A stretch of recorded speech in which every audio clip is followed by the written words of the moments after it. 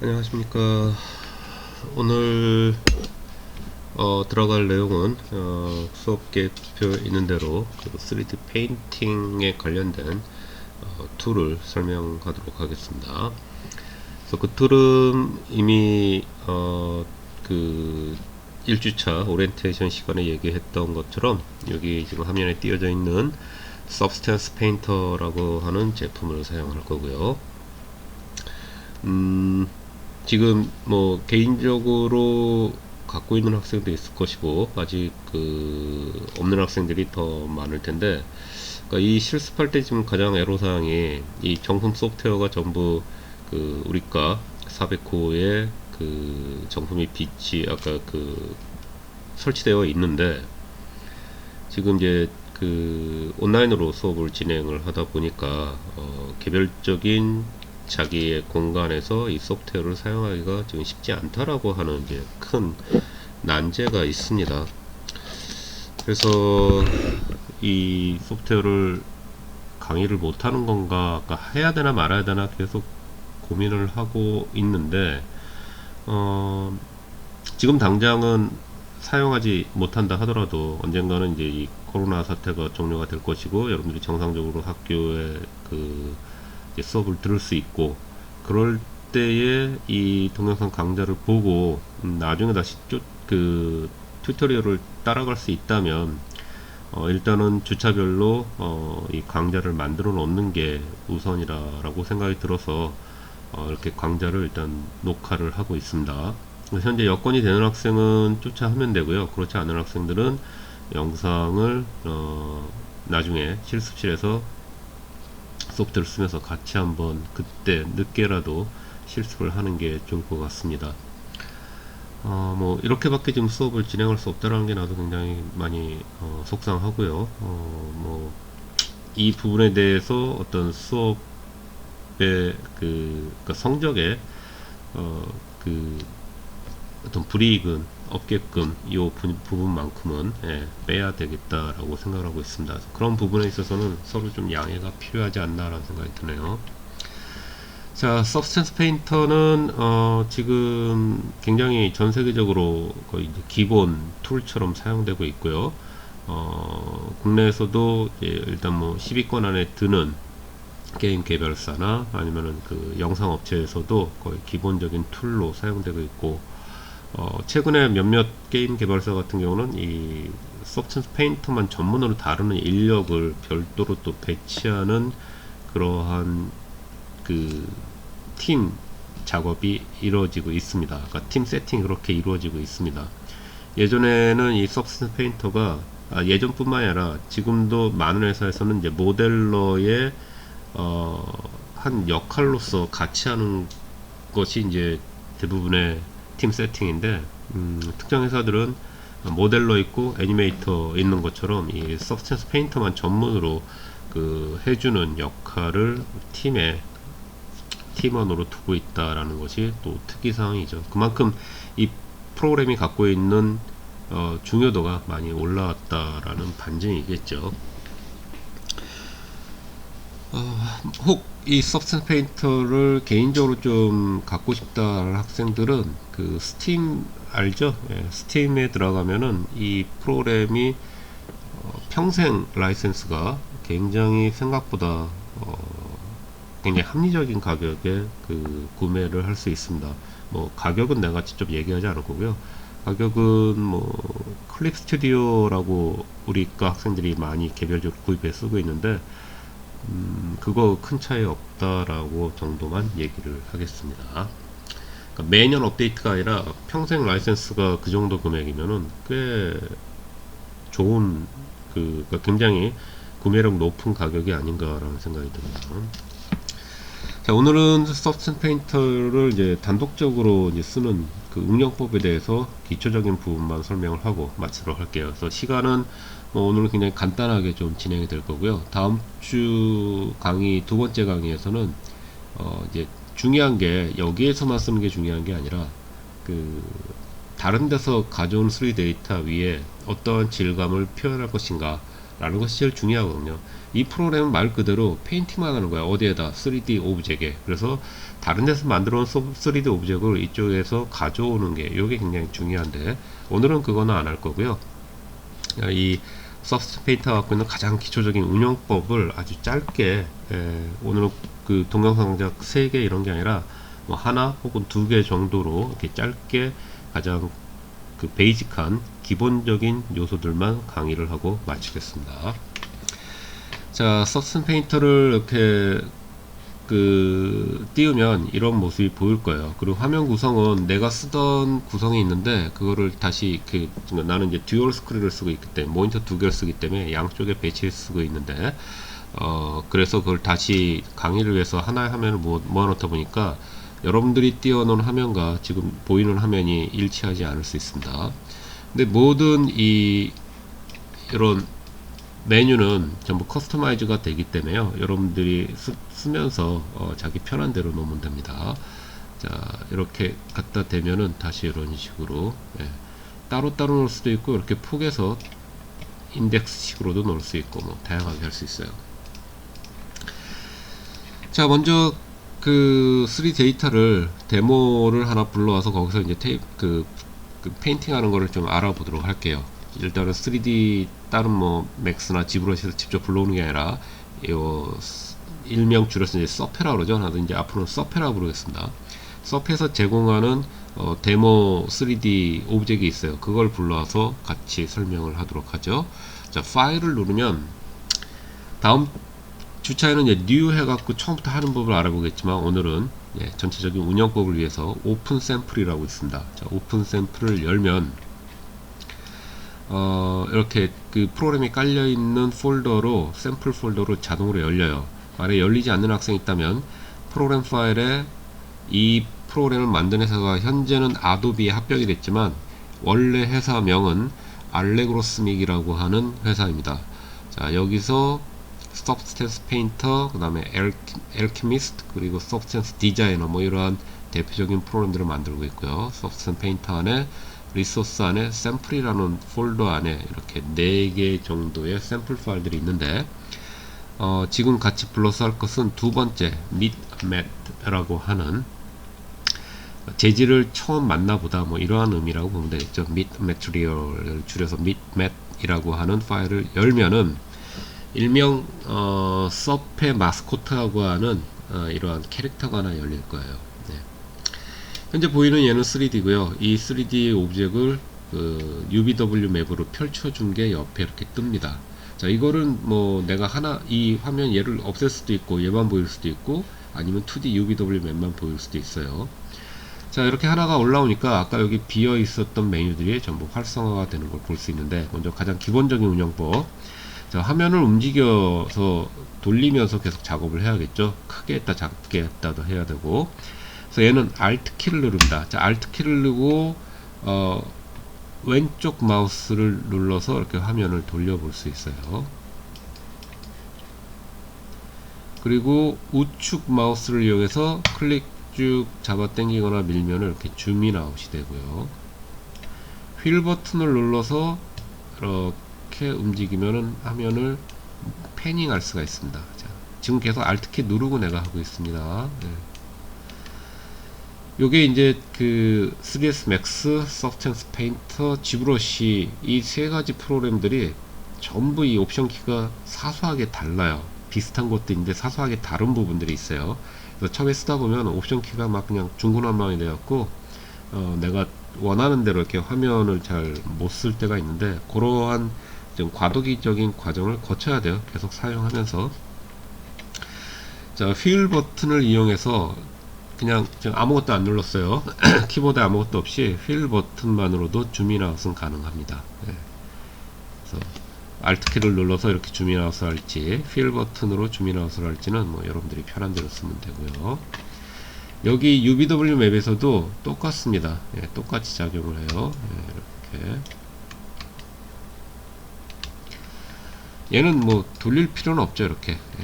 그냥 이렇게 딱 90, 뭐 돌릴 필요도 있긴 해요. 글씨 쓸 때 우리 종이를 약간 삐딱하게 해놓고 써야 될 때도 있잖아요. 뭐 그런 개념이라고 보면 되고요. 그리고 또 하나 키를 좀 보면 여기 보면 텍스처 셋 리스트라고 있습니다. 여기 없는 학생들은 여기 보면은 뷰폴트에 보면은 있어요. 각각의 뷰에 이렇게 다 있습니다. 뷰폴트가 아니라 윈도우즈 뷰에 보면은 여기에 텍스처 셋 리스트가 안 보인다. 그럼 윈도우즈에서 뷰에서 텍스처 셋 리스트 얘를 끄집어내면 별도 윈도우가 열릴 거고요. 그거를 내가 원하는 위치에다 놓으면 됩니다.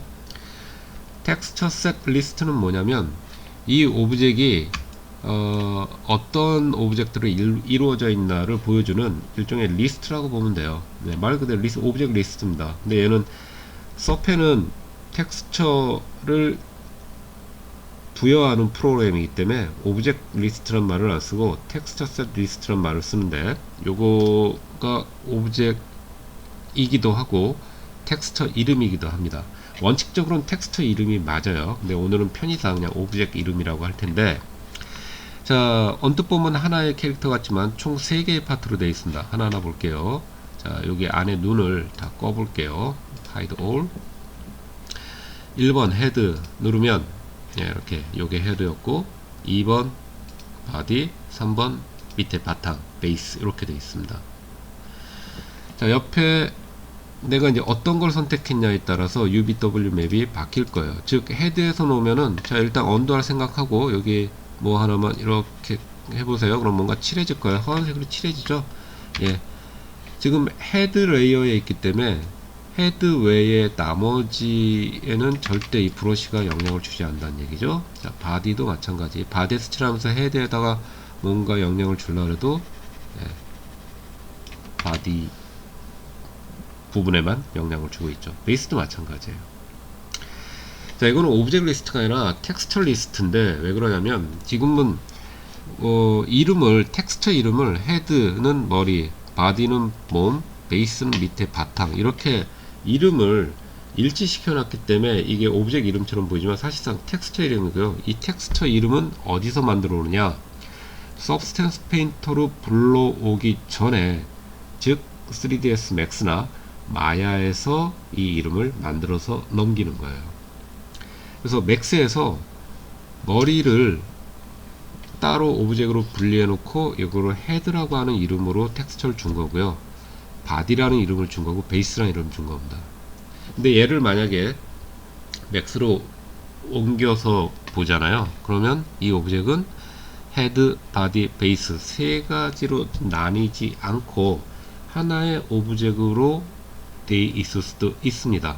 그러니까 오브젝트가 하나건 두 개건 세 개건 텍스처는 그거에 맞게끔 오브젝트가 세 개면 텍스처가 세 개일 수도 있고요, 오브젝트가 세 개인데 텍스처가 하나일 수도 있습니다. 자, 그러면 오브젝트는 세 개인데 텍스처가 하나다. 그러면 텍스처 셋 리스트에는 하나가 들어올까요? 세 개가 들어올까요? 예, 얘는 텍스처에 관련된 거기 때문에 하나만 들어옵니다. 반대로 오브젝트는 하나인데 텍스처가 5개다. 그러면 서페로 들어올 때는 얘가 하나로 들어옵니까? 5개로 들어옵니까? 예, 텍스처 단위로 들어온다 그랬죠? 텍스처 5개로 들어오는 거예요. 요 관계를 일단 잘 이해해 두세요.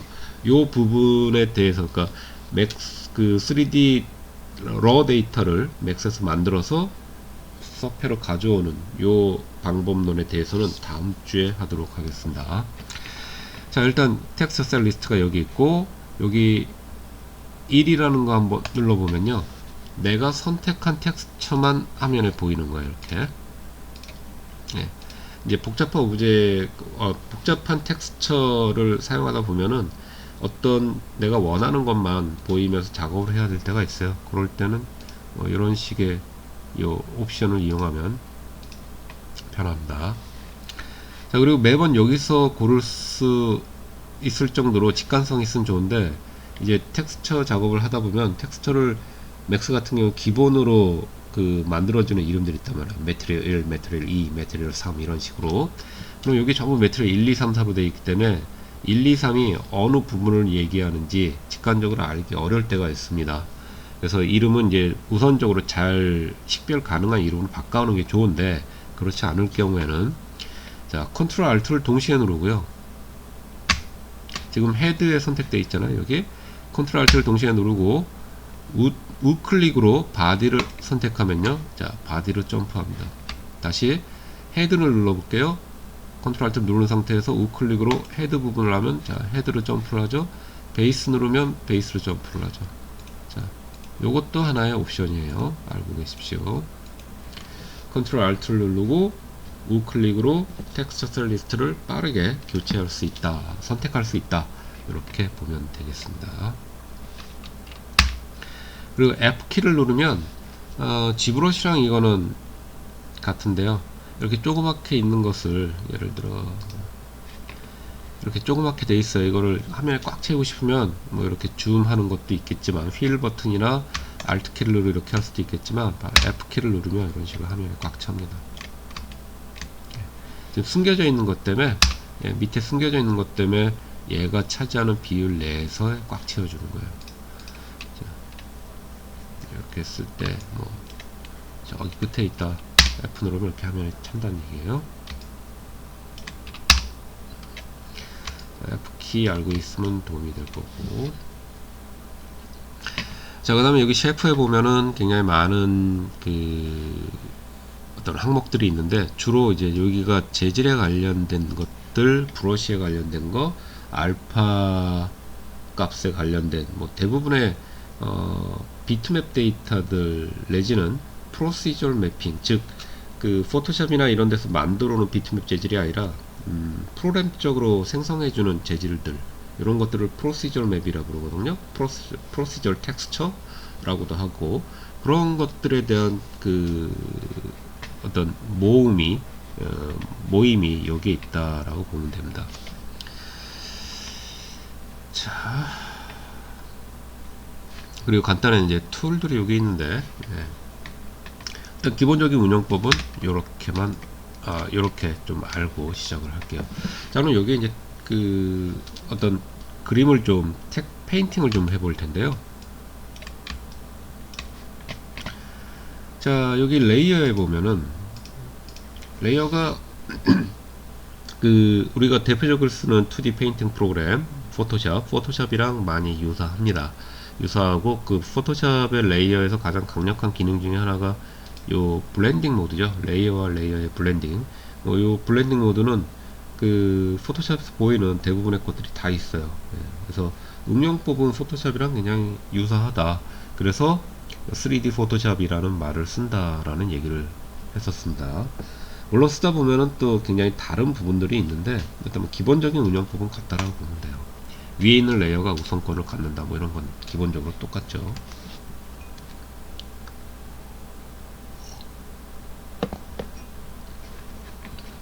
좀 재질을 하나, 아무거나 한번 좀 페인트를 좀 해보도록 하죠.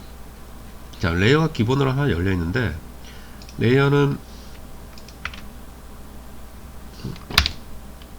F2를 누르면, 실수했네. 자, F2를 누르면 얘가 하나만 나와요. F1을 누르면 디폴트로 이렇게 있고요. F2를 누르면 얘만 나오는 겁니다. F3를 누르면 이 UBW만 나오고, 이렇게 F1, 2, 3가 이러한 역할이네요. 자, 이름을 더블 클릭해서 이름은 내가 언제든지 바꿔줄 수 있어요. 기본적으로 다른 프로에서는 F2를 누르면 리네임이 되는데 얘는 이렇게 더블 클릭이나 우클릭해서 여기 이름 바꾸는 게 리네임, 리무브하고 내가 착각을 했나 보네. 여기서는 이쪽 우클릭에서는 없네요. 더블 클릭해갖고 이름 바꿔주는 쪽으로 하면 되겠습니다. 자, 근데 레이어가 얘는 포토샵이랑 다르게 종류가 꽤 여러 개가 있어요. 지금 있는 레이어는 그냥 페인팅이 가능한 레이어다 라고 보시면 됩니다. 그래서 아까 내가 디폴트로 이렇게 뭔가 하얀색으로 칠할 수 있었던 거예요. 헤드 부분에. 그쵸? 자, 그럼 레이어를 더블 클릭하고 여기 보면 프로퍼티스라고 있어요. 프로퍼티스를 열어보면 이 레이어에 해당하는 각종 옵션들이 여기 있습니다. 레이어에 관련된 많은 메뉴들이 여기 있죠. 자, 브러쉬 사이즈, 그 다음에 미니멈 사이즈 플로우. 이거는 포토샵에 있는 그 브러쉬 커스터마이징하고랑 굉장히 유사해요. 그래서 거기에 있는 거 그 옵션을 적용하면은 거의 비슷하게 다 적용이 되는데요. 컬러부터 바꿔보도록 하죠. 자, 컬러는 어디 있느냐? 자, 여기서 쭉 내리면 얘가 조금씩 바뀔 겁니다. 자, 이쪽으로 왔죠? 좀 더 내리면 여기로 오죠? 좀 더 내리면 이렇게 오죠. 그러니까 여기서 이렇게 가도 되고, 휠을 이용해서 아니면 여기 스크롤 바를 이용해서 왔다 갔다 해도 되고 똑같습니다. 자, 얘를 눌러볼게요. 그러면 이렇게 스텐실과 매트리얼이라는 쪽으로 내려올 거예요. 예. 그럼 매트리얼에서 베이스 컬러에 현재 허연색, 하얀색이 여기 지금 지정이 되어 있죠. 이 컬러가 지금 이렇게 칠해진 거예요. 자, 그래서 요 컬러, 하얀 컬러 바를 눌러서 팔레트를 열고 내가 원하는 컬러로 휴 값을 이용해서 내가 원하는 뭐 어떤 컬러든지 주면 됩니다. 자, 컬러 선택했어요. 그리고 여기 와서 이렇게 하면 예, 빨간색에 이렇게 칠해지죠. 자, 일단 베이스 컬러만 바꿔보고 하고요. 그럼 맨 위로 올려서 브러쉬 사이즈를 좀 내겠습니다. 자, 브러쉬 사이즈, 예, 뭐 직감적이죠. 자, 브러쉬 사이즈 바꾸는 방법은요, 컨트롤 키를 눌러서 이게 그 마우스나 타블렛 조작을 조금 이제 여러분들이 익숙하게 연습을 해야 되는데, 화면을 전환시키는 건 Alt 키고요, 브러쉬를 조작하는 거는 컨트롤 키입니다. 그래서 컨트롤 키를 누르고 내가 쭉 마우스를 좌우로 움직이면은 이런 식으로 브러쉬 사이즈가, 여기 보면 여기서도 사이즈 조정 가능하죠. 예, 브러쉬 사이즈가 이렇게 커졌다 작아졌다 해요. 그래서 크게, 작게 하겠다 그러면 작게. 자, 컨트롤 키를 누르고, 자, 요거부터 바꾸고 하죠. 확실하게 알기 위해서 조금 내리다 보면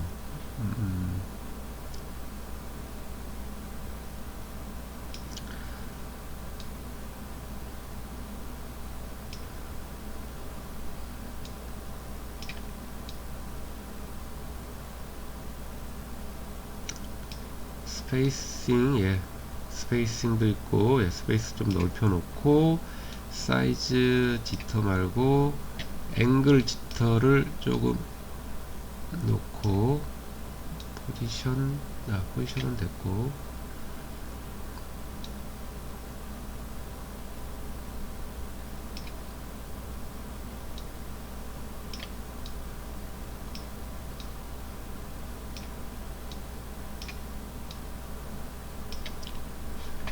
예,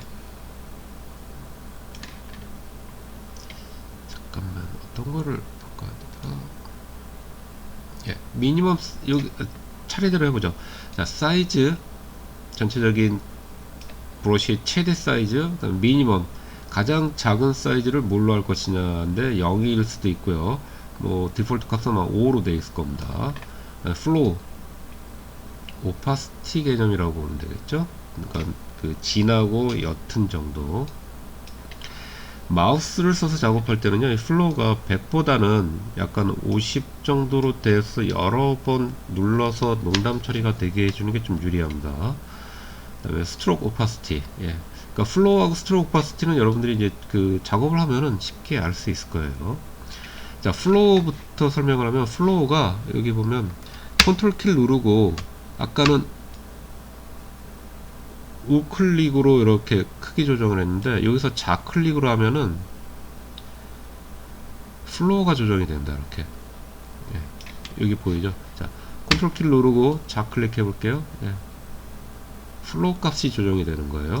우클릭을 하면 사이즈 조정이고, 그래서 예, 이런 식으로 여러 번 겹쳐서 농담 표현을 할 수 있게끔 돼 있다, 할 수 있다라는 거. 그리고 이제 마우스를 상하로 움직여 볼게요. 컨트롤 키를 누르고. 자, 상하로 하면은 지금 화면상에 보이죠? 예, 이 샤프하게 하느냐 아니면은 소프트하게 하느냐 요 옵션이 결정을 할 수 있습니다. 지금 이 상태에 잠깐만, 자 플로어 값 좀 높이고, 자 상하로 움직였을 때, 자 이러면은 그냥 샤프해지는 거죠. 근데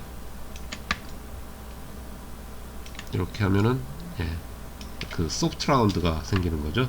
요게 마우스를 상하로 움직였을 때 이런 조정이 가능해요. 네. 그리고 좌측 버튼으로 컨트롤 키를 누르고 상하로 움직이면은 마우스를 이렇게 회전시키는 거예요. 그래서 마우스 이 분 모양을 아까 찌그러뜨리려고 했었는데, 그 찌그러뜨리는 옵션이 앵글이 아니라 어디 사이즈 지터 앵글 얼라이먼트, 얘를 바꿔볼게요. 알파 모양을 한번 바꿔보도록 하겠습니다. 얘를 찌그러뜨리는 게 있었는데 지금 알파가 동그랗게 돼 있어서 좀 그런데, 얘를 다른 걸 바꿔볼게요. 자, 이 모양, 지금은 여기 보이는 알파 모양 있죠? 하얀색, 그 모양대로 브러쉬 알갱이 하나하나가 되어 있는 거고, 얘를 클릭해서 그냥 여기 있는 화살표 한번 선택해 볼게요. 자, 그리고 화살표가 이렇게 그려지잖아요. 지금 앵글 지터가 있어 그 지멋대로 돌아가는데, 예. 앵글 지터는 이런 식으로 그릴 때마다 말 그대로 각도가 변하게 해주는 게 앵글 지터죠. 자, 앵글 지터 제로로 놓고, 그 다음에 컨트롤 키 누르고 이런 식으로 마우스를 위아래로 움직이면 이런 식으로 앵글 값을 변할 수 있다라는 거. 그리고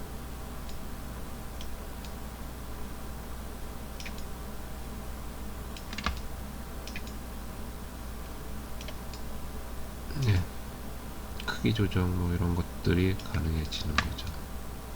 플로어 값 조정도 되고요. 그래서 얘는 마우스를 좌우로 움직이는 거하고 상하로 움직이는 거, 그 다음에 컨트롤 키, 알트 키에 따라서 이 조작법이 달라지니까 좀 연습이 필요하다라고 보면 될 것 같아요.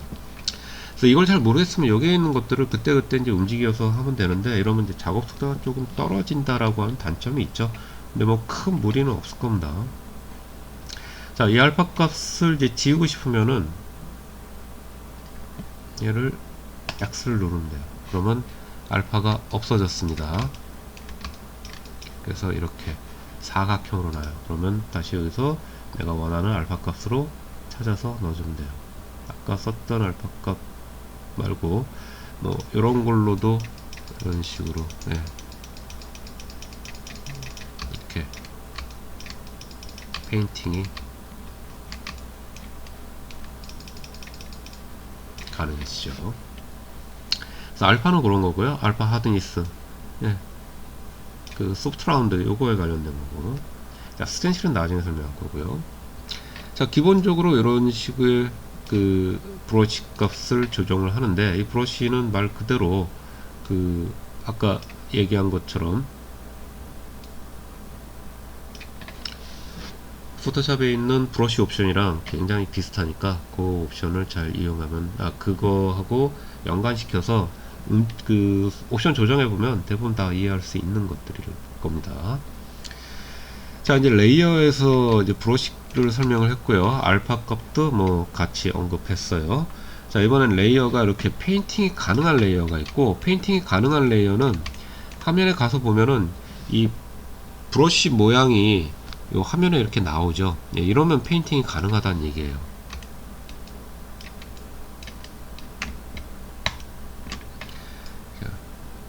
다 페인팅이 좀 가능하죠. 그래서 자, 좀 바디로 바꿨고요. 자, 이 레이어 말고 이제 다른 레이어를 한번 써보도록 할게요. 자, 이 레이어는 요겁니다. add 레이어 누르면 이렇게 레이어가 만들어져요. 필요 없으면 지우기를 아까 슈팅에 버리면 되고. 자, add 레이어 말고 옆에 보면 레이어가 크게 두 종류라 보면 되는데, 이게 일반 디폴트로 넣는 레이어고, 레이어는 페인팅이 가능한 레이어. 그 옆에는 필 레이어라고 있습니다. 자, 필 레이어를 누르면요, 필 레이어가 우선권이 있어 위로 올라왔죠. 그리고 여기서 계속 헤드로 놓고 하겠습니다. 자, 헤드에 그렸기 때문에 헤드로 놓고 할게요. 지금 바디로 바꿨더니 내가 설명하려는 게 순간적으로 옵션이 바뀌어서, 자, 헤드 레이어에 계속 놓고 여기서 필 레이어를 위에 누르면 우선권이 위에 있는 애가 모든 것 같기 때문에, 자, 필 레이어로 들어가면 현재 이 회색으로 꽉 차여 있는 레이어가 위에 올라왔기 때문에 밑에 있는 레이어의 것을 전혀 안 보여주고 있죠. 야, 끄면은 보이죠. 자, 필 레이어로 놓고 화면을 나가면 아까처럼 이 레이어에 있는 것처럼 이러한 브러쉬 외형이 보여야 되는데 필 레이어에서는 안 보여요. 안 보인다는 얘기는 페인트가 안 된다는 얘기예요. 자, 페인트 하려면 뭐라 써 있느냐, 필 레이어는 페인트 기능이 없다, 페인터블 하질 않다. 그래서 페인트 레이어를 이렇게 만들어야 된다. 자, 크리에이트 페인트 레이어 하면은 이렇게 일반 레이어가 페인트 레이어란 얘기예요. 그러면 필 레이어는 왜 있느냐. 자, 필 레이어는 뭔가 채워주는 건데, 사실 이 서페에서는 페인트 레이어보다는 필 레이어를 훨씬 더 많이 씁니다. 거의 9대1 정도라고 생각하면 돼요. 자, 그럼 필 레이어를 쓰는 법에 대해서 설명을 하죠. 자, 필 레이어는 말 그대로 뭔가 채워주는 건데, 어떻게 채워주느냐, 마스크 개념으로 채워준다라고 보면 돼요. 마스크까지 설명하고 잠시 쉬었다가 할게요. 자, 강좌 하나로 끝날라 하는데 뭐 의외로 또 설명할 게 꽤 되네요. 자, 필 레이어에서 여기 보면 마스크 레이어가 있어요. 마스크 레이어는 단독으로 쓰는 게 아니라 필 레이어에서 같이 씁니다. 자, 필 레이어 선택하고 마스크 레이어를 누르면 add 위에 두 개 거에 대해서는 설명할게요. 화이트나 블랙 둘 중에 하나를 선택하는데, 자, 블랙 앤 화이트 항상 머릿속에 담아놔야 한다 했죠. 0이냐 1이냐. 0은 가짜, 1이 진짜. 0은 보이는 거, 0은 안 보이는 거, 1은 보이는 거. 컬러로 얘기하면 0은 안 보이는 거 블랙, 보이는 거 1은 화이트라 그랬죠. 그러니까 add 블랙 마스크는 0이란 얘기예요. 없단 얘기예요. 그래서 add 블랙 마스크를 누르면 여기에 별도의 레이어 마스크, 블랙으로 꽉 채워진 마스크 레이어가 같이 연동이 되면서 밑에 있는 페인팅 레이어에 있는 것을 다 보여줍니다. 왜? 전체 필 레이어에 회색으로 되어 있는, 자, 잠시 여러분들은 가만히 있고요. 나는 얘를 잠시 지울게요. 자, 지울 때 우클릭하고 여기 리무브 마스크 하면 돼요. 자, 필 레이어에서 프로퍼티 들어가서 베이스 컬러를 회색빛으로 된 거를 다이나믹 누르고 파란색으로 바꿔볼게요. 그러면 필 레이어가 지금 파란 계열로 바뀌었죠. 자, 여기서 다시 블랙 마스크를 씌운다는 얘기는 파란색을 전부 안 보여준다는 얘기예요. 블랙은 가짜기 때문에 파랑을 가짜로 만들었다는 얘기입니다. 그래서 보이지 않게 해준다는 얘기예요. 그러니 밑에 있는 레이어가 보이는 거예요. 이렇게 생각하면 되겠죠. 그러면 얘를 화이트 마스크로 바꿔볼게요. 바꾸는 건 그냥 다시 add 화이트 마스크 하면 블랙 앤 화이트가 바뀝니다. 자, 필 레이어의 파란색을 파란색으로 다 채워준 에다가 다시 하얀색 마스크를 주면 결과가 똑같은 거예요. 진짜기 때문에 진짜만 보여주는 거예요. 즉 밑에 있는 레이어는 아무것도 안 보인다는 얘기죠. 자, 다시 블랙 마스크로 여기서 우클릭해서 해도 되고 여기서 이 버튼 눌러야 돼요. 자, 이렇게 필 레이어를 전체 화이트로 블랙으로 가짜라고 해놓고 얘만 그러면 이 파란색을 부분적으로 보여줄 수 있다는 얘기겠죠. 자, 마우스를 이용해서 필 레이어를 선택했느냐 필 레이어의 마스크를 선택했냐 따로따로 선택할 수 있는 거예요. 필 레이어를 선택했을 때는 화면에 브러쉬 모양이 안 보이죠. 근데 마스크 레이어를 선택하고 화면을 나가면 어때요? 브러쉬 모양이 다시 보이죠. 자, 그리고 칠해봅니다. 그러면 지금 하얀색으로 칠해지고 있어요. 하얀색은 진짜죠. 진짜에 해당하는 부분만 파란색을 보여주죠. 여기 지금 보면 이렇게 내가 금방 칠한 부분이 하얀색으로 들어가 있죠. 화면을 돌려서 여기도 이렇게, 여기서 블렌딩 모드를 내가 멀티플라이로 한다 그러면 예, 포토샵처럼 겹치는 부분은 또 이런 표현이 되는 거죠.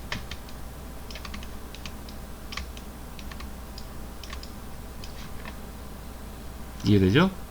자, 마스크를 바꿔보겠다. 브러쉬 모양을 바꿔보겠다. 알파 값을, 쉐입을 내가 또 다른 걸로, 굉장히 많아요. 그래서 하나하나 다 살펴보면서 손 모양도 있고, 여기서 예를 들어 뭐 약간 녹슨 분위기를 내고 싶다. 그럼 녹슬었던 게 러스트거든요. 러스트로 치면은 그거에 해당하는 것들을 이렇게 보여줍니다. 제일 이제 그런지라고 되어 있는데, 자, 그런지라고 치면 그런지로 시작하는 텍스처들은 또 이렇게 다 보여줘요. 알파 값들은. 이런 식으로 서치를 제일 많이 하는데, 일단은 뭐가 있는지 알아야 되니까 여러분들 내려서 하나하나 좀 다 훑어보십시오. 자,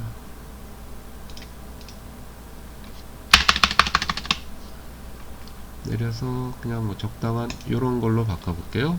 파스텔. 그러면 이런 식의 파스텔 느낌이 나는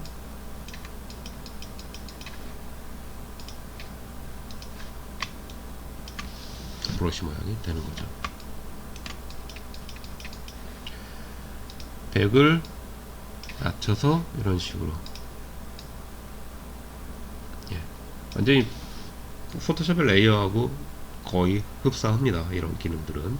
자, 이렇게 두 개의 레이어가 있다. 페인트 레이어, 기본적으로 열리는 게 페인트 레이어고, 그 다음에 주로 쓰는 거는 필 레이어다. 필 레이어는 마스크와 같이 쓴다. 이렇게 기본적인 개념을 일단 알고 있으면 되겠습니다. 잠시 쉬었다가 두 번째 영상에서 보겠고요. 두 번째 강의에서, 오늘은 두 번째 강의까지만 할게요. 이런 식으로 이제 가장 기초적인 내용들만 오늘은 진행을 하도록 하겠습니다.